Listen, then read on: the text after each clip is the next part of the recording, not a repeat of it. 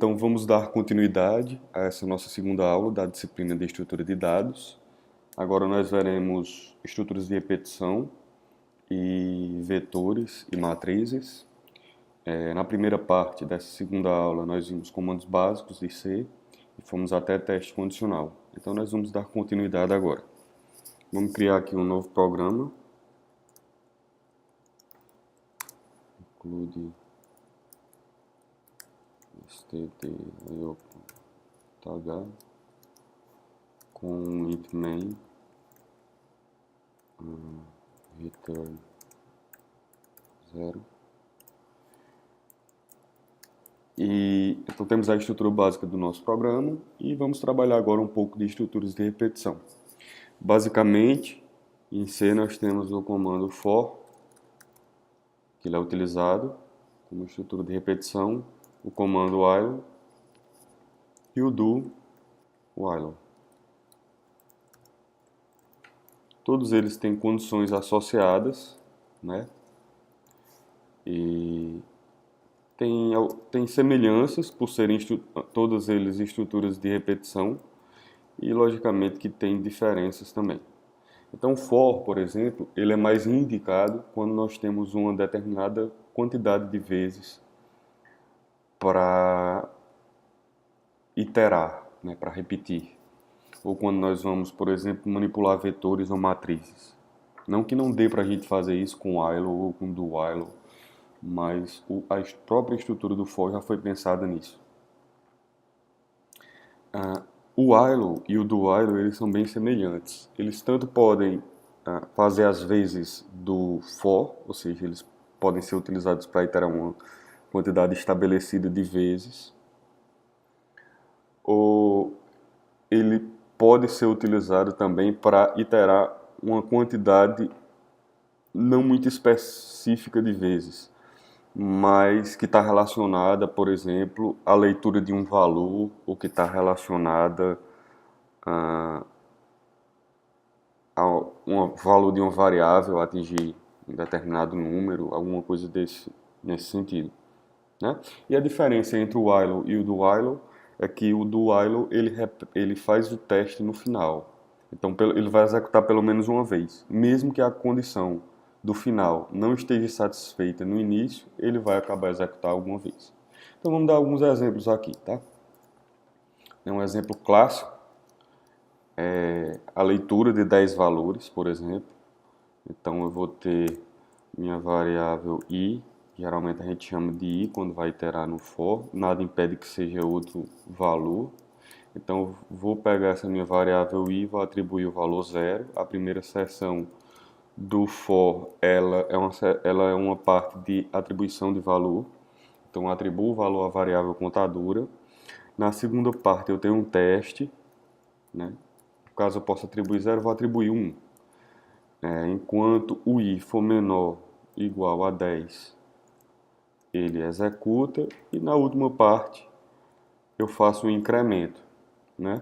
Pode ser i mais mais, i recebe i igual a mais 2, né? Aí vai a critério, não necessariamente vai ser incremento de 1 a 1. Aqui eu posso ter um printf, onde eu peço para o usuário digite o percentual de valor. E aqui eu coloco o valor de i concatenado. Vou fazer uma leitura do valor de um valor qualquer, então tenho que definir uma variável aqui e vou ler o valor para essa variável inteira, portanto percentual de e comercial x. Então basicamente nesse programa nós estamos lendo 10 valores utilizando um for. Vou compilar o programa, compilou com sucesso, vamos executar. Digito o primeiro valor, 10, 1, 2, 5, 4, 3, 12, 15, 0 e o último valor 1, por exemplo.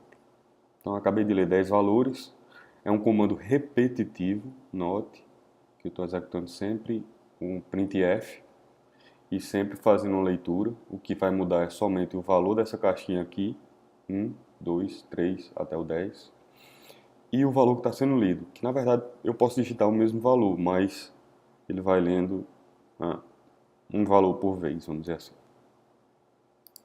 Tá? Observa que nesse caso aqui, eu não estou guardando todos esses valores que estão sendo digitados, eu estou lendo todos em uma variável. Né? Vamos fazer mais um exemplo clássico, que seria a soma desses valores. Né? Então eu estou lendo o valor de x, eu vou pegar a soma, recebe soma mais x. No final, eu posso exibir que a soma dos 10 números é, e aí percentual d mais uma vez, já que é um valor inteiro, e eu acrescento a soma aqui. Então vou compilar, ups, teve um probleminha, erro no teclado novamente. Agora compilou com sucesso, vamos executar. Agora eu vou digitar os valores aqui, digitar os 10 valores, 15, 99. A soma dos 10 números lidos é 145. Ok? Então, poderemos fazer a média, calcular outras coisas em cima desses números, manipular esses números de outra forma. Então, ok, eu poderia fazer esse mesmo procedimento com o while. Vamos ver como é que ficaria? O while, ele faz o teste no início. While, então vou aproveitar esse teste que está sendo feito aqui no for, né, para o while. Então, essa é a estrutura básica do while. Qual a diferença do while? Ele fraciona aqueles dois comandos do for, né? Então, eu tinha no for uma seção de inicialização da variável i, então essa seção vai ter que ser antes, essa inicialização. E aqui dentro eu tenho que fazer um incremento, que era a última seção do for. Então faço i mais mais. E aí eu tenho uma adequação, eu tenho o mesmo cenário, utilizando o while. Vamos executar aqui. No caso, ele vai ler, está lendo aí 11 números, né? O certo seria inicializar aqui com 1. Agora ele lerá 10 números. Ok, então o while nesse caso aqui ele está seguindo o mesmo princípio do for. E a gente poderia ter também um do while, que nesse caso aqui teria também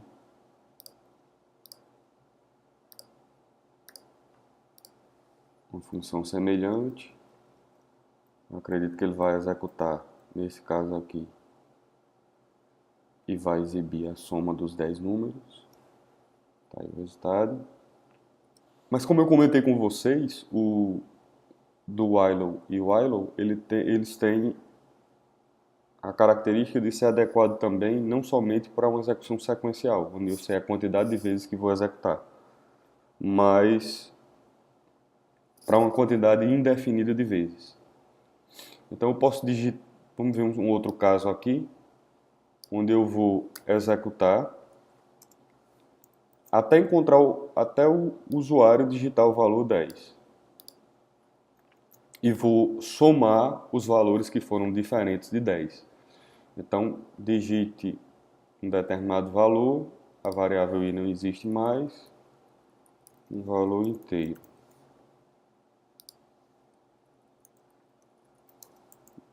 Digite um valor inteiro.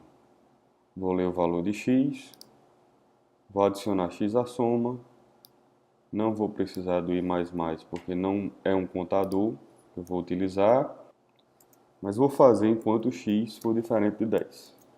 Então, x diferente de 10. Ele vai somar esses valores. Observe que eu só vou somar se o x for diferente de 10. Aí ele vem e faz a soma. Se o x for 10, ele não vai incluir na soma, tá? E no final ele imprime a soma dos números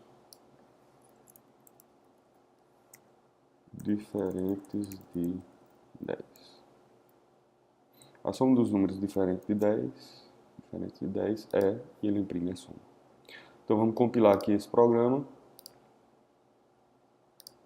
Vamos executar. E quantas vezes eu vou executar esse loop? Não sei. Neste momento agora, vai depender do usuário. Então eu posso executar somente uma vez e depois digitar o 10. Eu posso executar e digitar aqui 30 números diferentes de 10 e no fim digitar o 10 e assim por diante. Então, o do while e o while eles têm essa característica. Também poderia fazer essa mesma estrutura aqui com o while. Então, teria o teste aqui antes,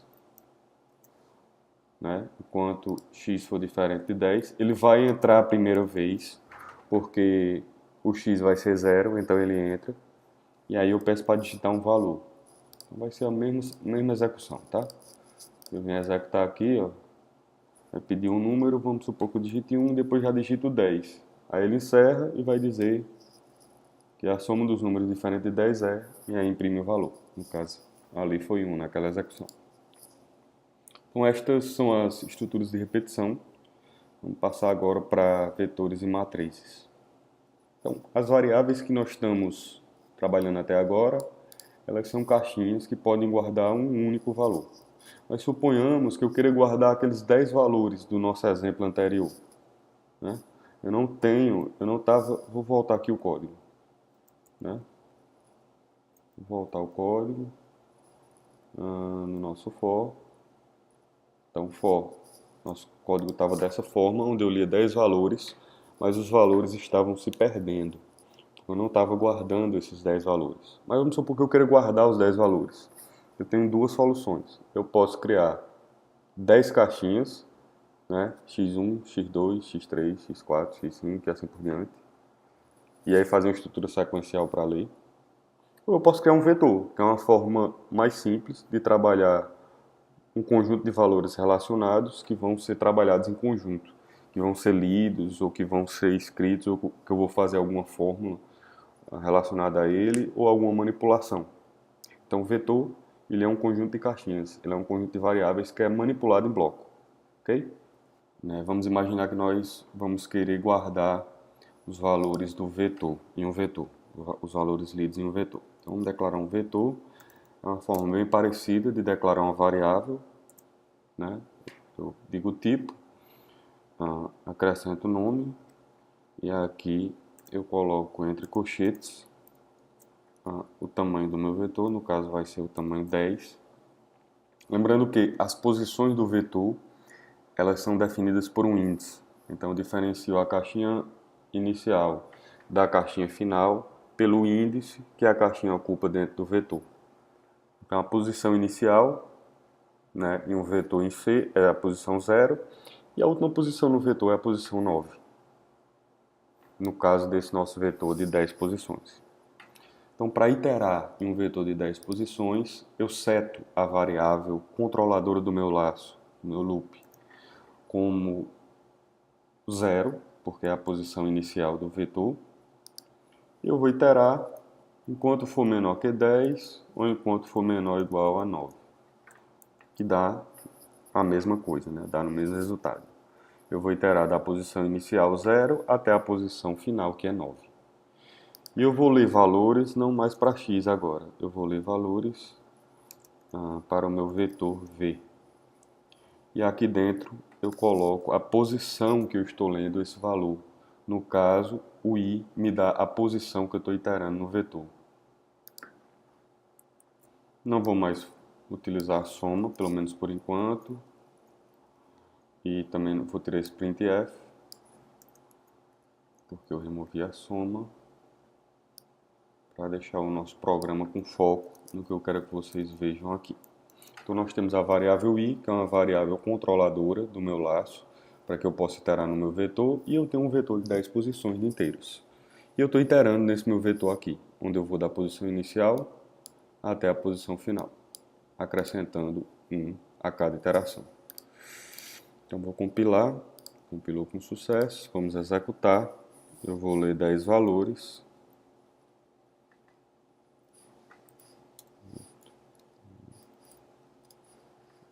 Ele aparece do 0, que é a posição inicial, ao 9, que é a posição final.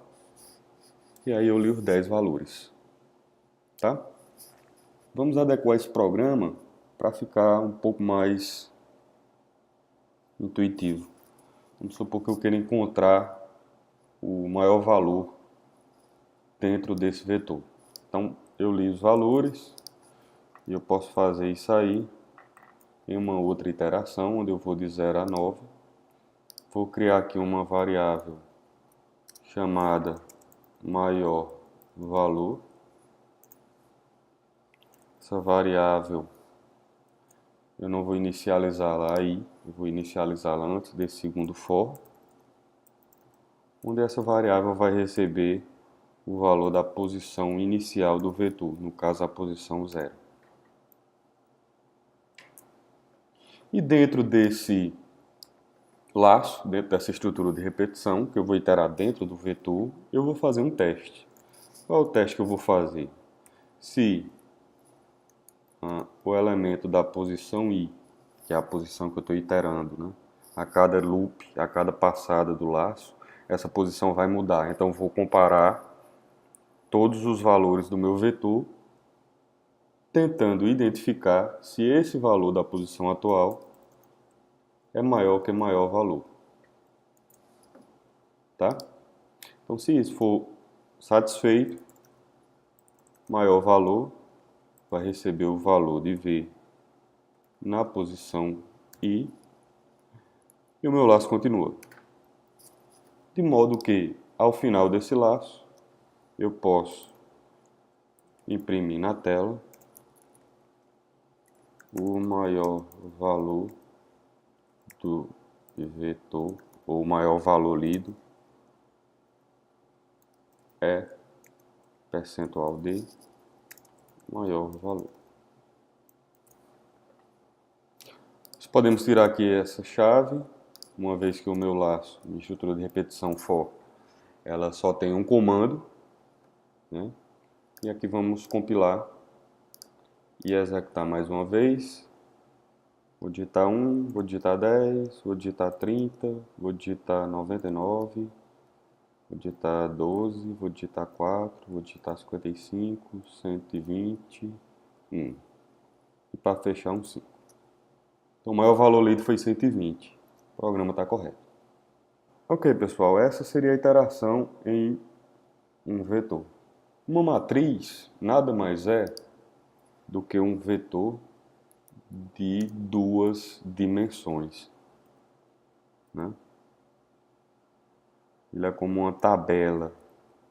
Imagina uma tabela no Excel ou uma tabela no Word, onde eu digo a quantidade de linhas, que seria representada por 10, e a quantidade de colunas, que no caso está sendo representada por 5. Então eu tenho nesse caso aqui eu tenho uma tabela, eu tenho uma matriz, né, de 50 posições, porque eu tenho 10 linhas e 5 colunas. Imagina lá no Excel, cada célula do Excel, ela é identificada por um valor no eixo X e um valor no eixo Y. Assim também é feito com a matriz, né?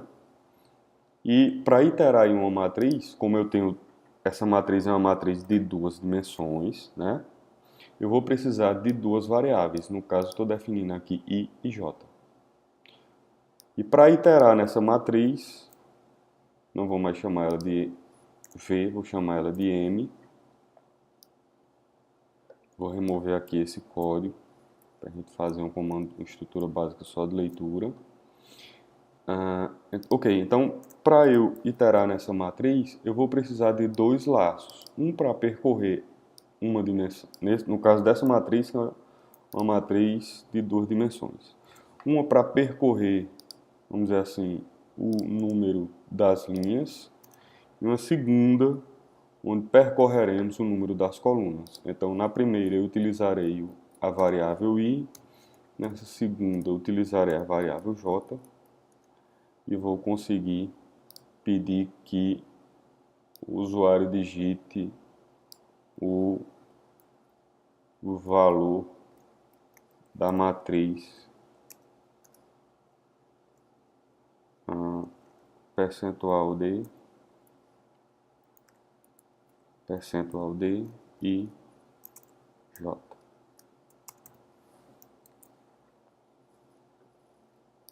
E aqui eu vou ler a minha matriz na posição ij, onde o ij eles vão mudar de acordo com a iteração. Na primeira iteração eu vou entrar nesse for, o meu i vai ser 0. E para o i0 eu vou iterar uma determinada quantidade de vezes no j. Nós temos que fazer uma adequação aqui, porque observem que nós temos 10 linhas, então nós vamos de 0 a 9. Mas a quantidade de colunas, a quantidade da segunda dimensão é 5. Então a gente vai de 0 a 5. E essa iteração aqui de 0 a 5, ela vai se repetir, né, 10 vezes. Ela vai se repetir para o i0, para o i1, para o i2, até o i9. Então, para cada valor de i, eu vou executar 5 vezes aqui. E, no caso, vou popular a minha matriz. Então, vamos compilar aqui. Estava com um errinho aqui, faltando um j. E aqui também a posição final, ela não é 5, ela vai ser 4. Né, que é a última posição do vetor. Estou colocando igual. Então, vamos compilar novamente. Vamos executar. E aqui ele vai pedir 50 números. Eu vou digitar tudo 1 para ser mais rápido um pouco, né?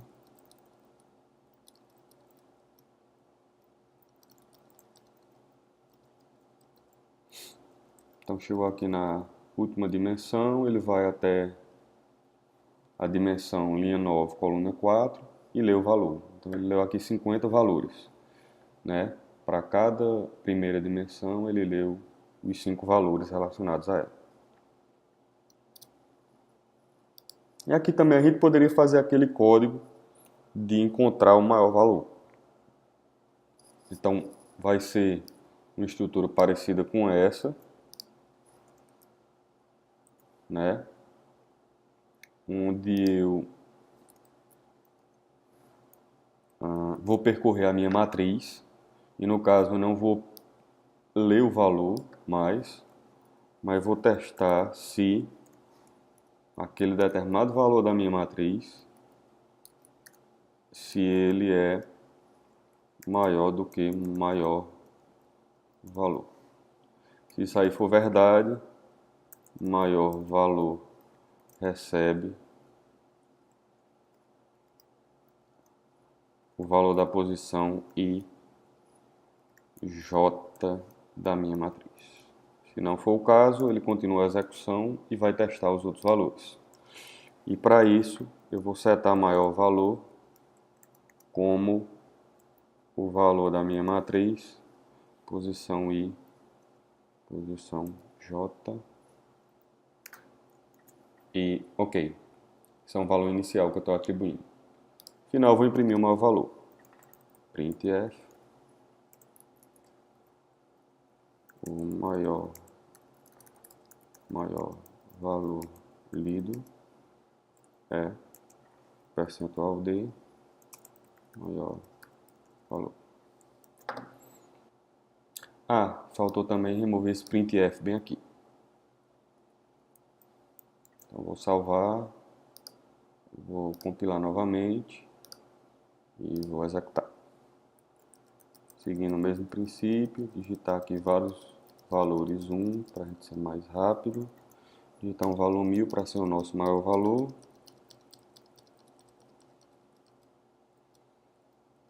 Está chegando no final. E aqui o nosso último valor. E ele conseguiu encontrar que o maior valor lido é 1000. Ok, pessoal. Então, vamos passar agora para funções, onde vocês podem acessar o terceiro e último vídeo. E vai ser o final da nossa revisão. Um forte abraço.